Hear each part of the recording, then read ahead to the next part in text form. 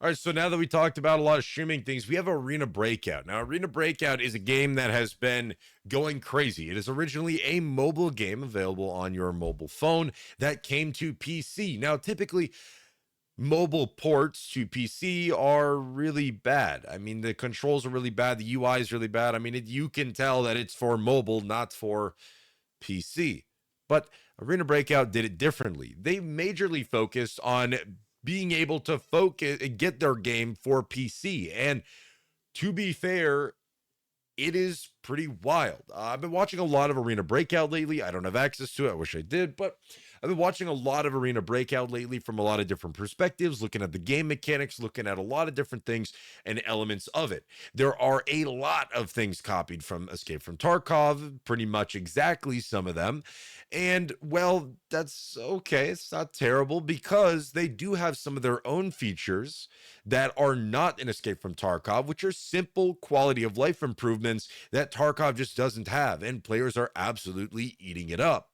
And not only that, the game will also be free to play. On top of that, the anti-cheat for the game is a private anti-cheat. It is not typically what you would see like easy anti-cheat. Usually, all these games you'd see easy anti-cheat. Nah, this is a private anti-cheat, which is supposedly a kernel level, which reminds me of a game like Black Squad. Black Squad is very similar because if you play Arena Breakout, the game plays in administrator mode on your computer. This could be worrisome for some.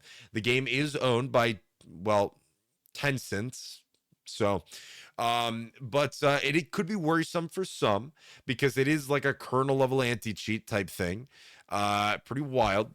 It's one of those games where when you launch it, you're in full screen and your hotkey to mute Discord doesn't work unless you run your Discord in administrator mode.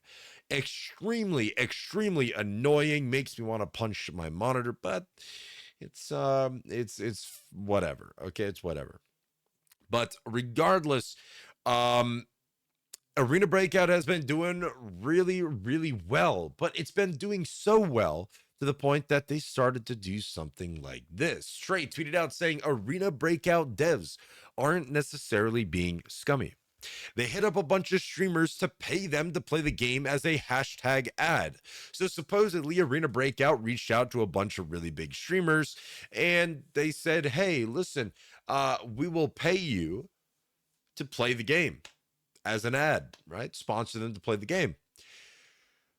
But then BSG then shot themselves in the foot, and streamers gave Arena Breakout Infinite a ton of hype during all the drama, and they decided that there was no need to pay people anymore. GG.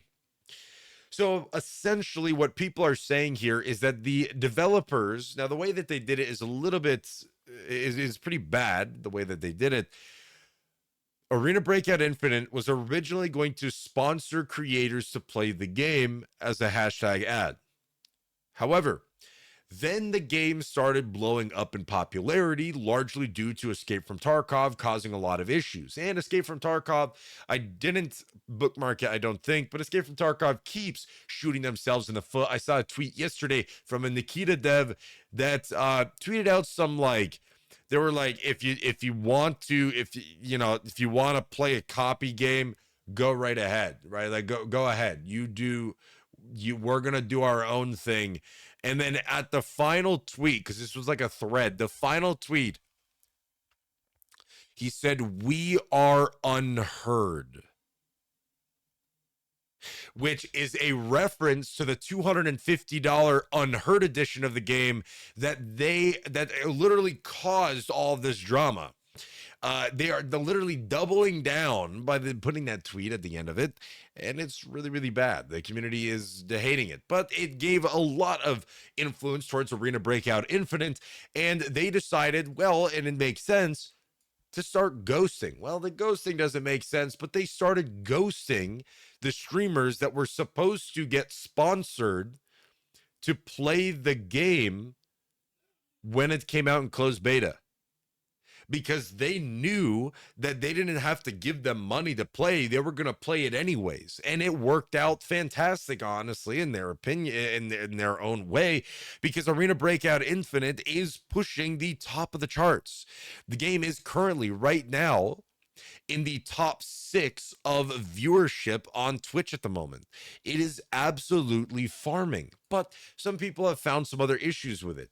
Supposedly, there was code copied directly from Escape from Tarkov. Now, whether that's true or not is a little bit hard to tell because they are on 2 different engines. If I'm not mistaken, I believe Arena Breakout Infinite is on Unreal Engine 4 or 5, and obviously Escape from Tarkov is on Unity. So having the exact same code, each of those game engines have separate code bases. So but regardless, apparently they copied like names of bosses, boss scavs, and it's in the code that there are some like references exactly copied from Escape from Tarkov, which ultimately, if it's their own code, there's not too much that Escape from Tarkov can really do about it.